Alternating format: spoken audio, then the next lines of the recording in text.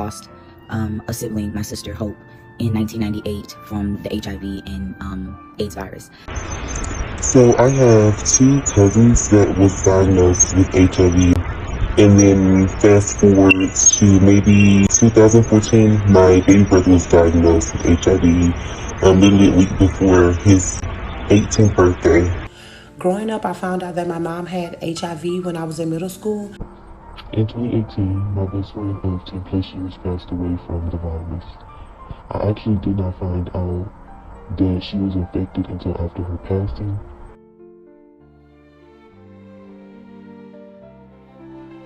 My approach has always been cautious, just because that's the type of person that I am. So as I got older in high school, becoming an adult, it made me not want to have many relationships, wasn't very sexually active at all, even as an adult. I just didn't want to contract any type of disease.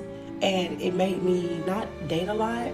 So I didn't have a lot of experience in relationships. So when I did get in relationships, some were kind of rocky. I wasn't very sexually active in them. And it just made it very uncomfortable sometimes. I don't think that knowing her situation affected the way that I viewed relationships and the world, simply because I had already had a fear of these sorts of things.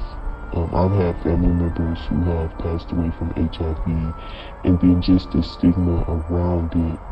I think I was always cautious of it, but it being so close to me made me realize that being promiscuous isn't always the way that you can get it through sexual activity, because she contracted it from someone who she loved and trusted.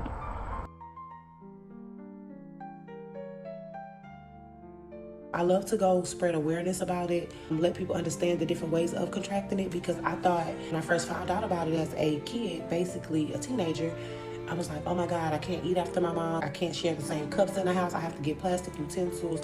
I can't let her give me a kiss on the cheek. Like, I was very, very cautious, like very germophobic. I just was like in panic mode all the time. And it made me and my mom relationship kind of rocky too, because she would try to be affectionate, like give me kisses on the cheek and, hey, taste this, let's try this.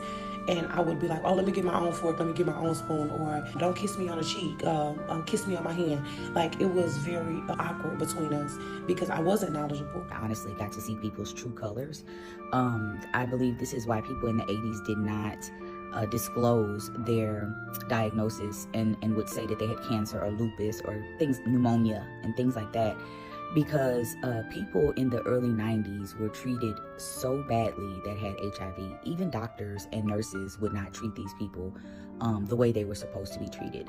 A lot of times with my sister, we would have to clean up her blood, clean up her, take her a bath and things like that, and the nurses are paid to do that. So imagine if we don't go and visit her for a 12-hour period while she's in the hospital.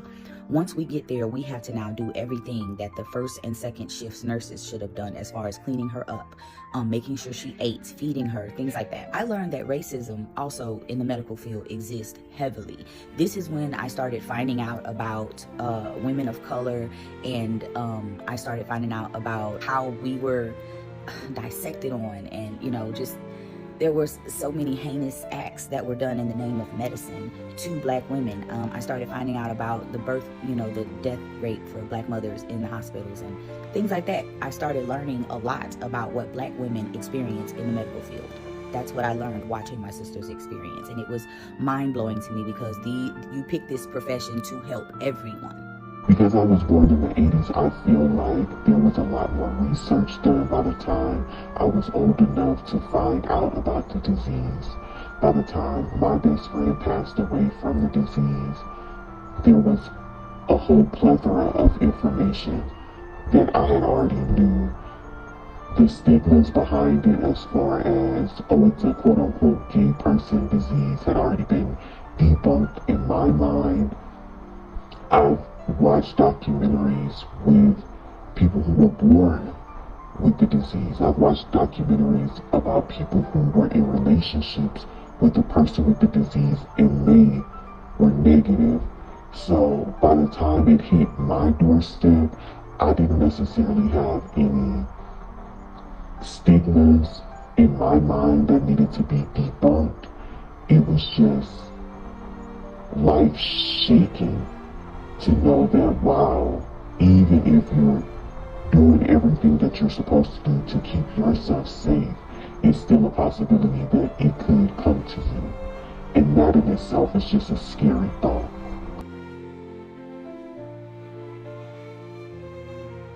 I would tell someone that it's not a death sentence. There are medications now that you can take that make you very healthy and make the disease almost undetectable in your bloodstream. So I would, encourage people who, I still would encourage safe sex, but I would encourage people who have HIV or have been diagnosed with HIV to get some counseling and get some help mentally, psychologically, so that you can understand that life can still continue on, and you can still date, you can still be married, you can even still have children. You just have to be more cautious. Help with precautions, because anything is possible.